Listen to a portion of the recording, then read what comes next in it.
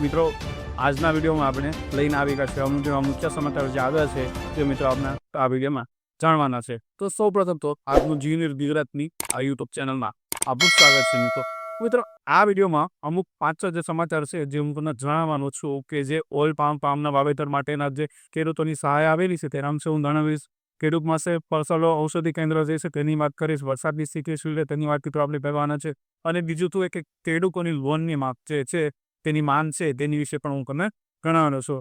અને હા, જે રાજુલા માર્કેટિંગ યાર્ડ દ્વારા જે સહાય મળે છે તેની વિશે પણ આપણે વાત કરીશું, અને બીજી ડુંગળી ઉગાડતા ખેડૂતોની જે સહાય આવી છે તે પણ આપણે છેલ્લે જાણવાના છે। તો સૌપ્રથમ મિત્રો જુનાગઢ જિલ્લાના પણ આ યોજનામાં સમાવેશ થાય છે કે આ ઓઇલ ફાર્મના વાવેતરના ખેડૂતોની જે સહાય આવેલી છે ત્યાં મિત્રો જુનાગઢ જિલ્લાનો પણ સમાવેશ કરવામાં આવેલો છે। અને ગુજરાત રાજ્ય સરકારના બાગાયત વિભાગ દ્વારા આ યોજનાનો અમલ કરવામાં આવશે કે ગુજરાત રાજ્યની સરકારની જે બાગાયત વિભાગ છે તે લોકો જે છે તે આ યોજનાનો અમલને મૂકવામાં તેઓની પ્રક્રિયા શરૂ કરવાની છે।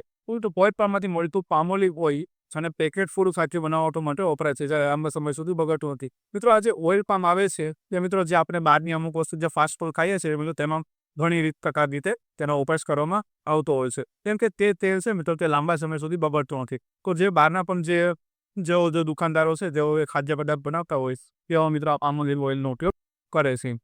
અને મિત્રો આગળ વાત કરીએ આપણે ખેડૂતો માટે ફસલ ઔષધિ કેન્દ્રોની વાત કરીએ છીએ કે કૃષિ મંત્રી શિવરાજ ચૌહાણ દ્વારા જણાવ્યું છે કે વિકસિત કૃષિ સંકલ્પના અભિયાનના સૂચનોના આધારે કૃષિ વિકાસની રણનીતિ બનશે। તો મિત્રો શિવરાજસિંહ ચૌહાણ જે છે તેના મિત્રો જણાવશે આપણને કે વિકસિત કૃષિ સંકલ્પ અભિયાનના સૂચનોના આધારે કૃષિ વિકાસની રણનીતિ મિત્રો તે બનાવવામાં આવશે, અને હલકી ગુણવત્તાવાળા બીજ અને ખાતર અને જંતુનાશક દવાઓ મુદ્દે ટૂંક સમયમાં પડે કાનૂની જોગવાઈઓ લાગુ થશે।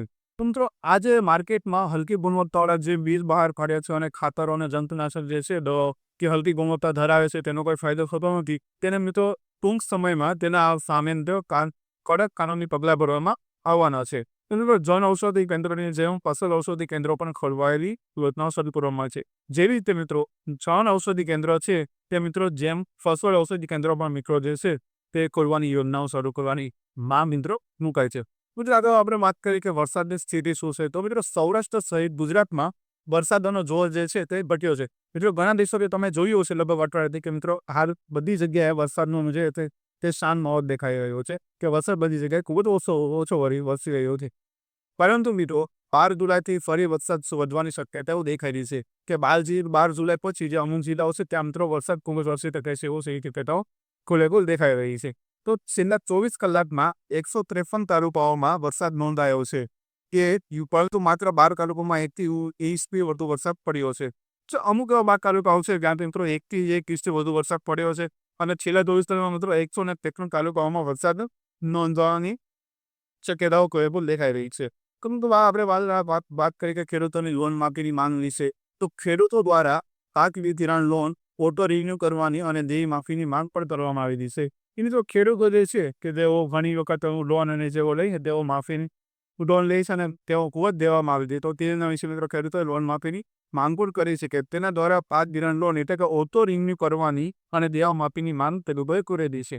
તો મોંઘા બિયારણો, કમોસમી વરસાદ, અતિવૃષ્ટિ અને ઓછા ભાવના કારણે ખેડૂતો દેવાદાર બની રહ્યા છે। ખેડૂતો સૌપ્રથમ તો ખેડૂતો પોતાના અનાજ ઉગાડવા માટે સૌપ્રથમ તો લોન લે છે, અને લોન લીધા પછી મિત્રો તેઓને બિયારણની જરૂર પડે છે ખેતી માટે। તો ફિર જે અત્યારના જમાના પ્રમાણે જે મોંઘા બિયારણો મળે છે અને કમોસમી વરસાદ એટલે કે તમે જોશો કે ગમે તે મોસમમાં ગમે ત્યારે વરસાદ પડી જાય છે, અને અતિવૃષ્ટિ એટલે અમુક ભારે વરસાદ પડે છે અને ઓછા ભાવના કારણે અને તેનાથી મિત્રો જે ખેડૂતનો પાક છે કે મિત્રો બગડી જાય છે અને તેના ઓછો ભાવ મળે છે।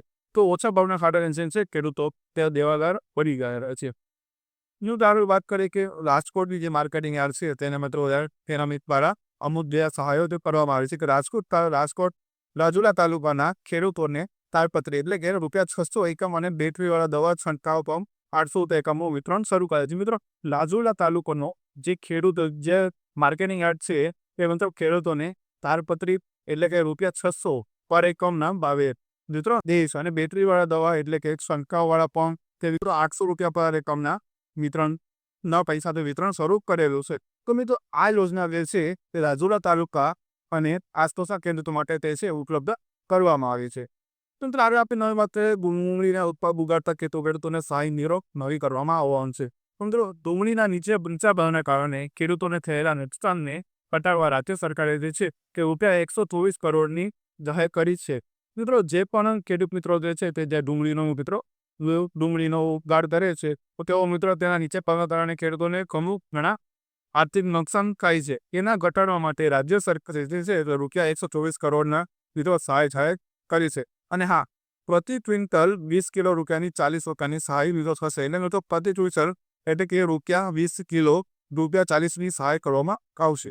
આ યોજના હેઠળ લગભગ 13,000 ખેડૂતોને લાભ મળશે મિત્રો, અને મહત્તમ 50,000 સુધીની લોન પણ મળી જશે.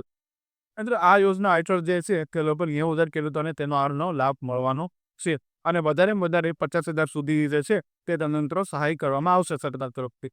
મિત્રો આ હતા આજના અમુક મુખ્ય સમાચાર જે મિત્રો આ વિડીયોમાં આપણે જાણ્યા. હવે મિત્રો બીજી કોઈ નવી અપડેટ હશે તો મિત્રો આપણે આવવાના નવા વિડીયોમાં મળીશું. ત્યાં સુધી ચેનલને સબસ્ક્રાઈબ કરી દો, વિડીયોને લાઈક કરજો, મિત્રો વિડીયોને શેર કરજો. મિત્રો આવવાના નવા વિડીયો માટે ધન્યવાદ.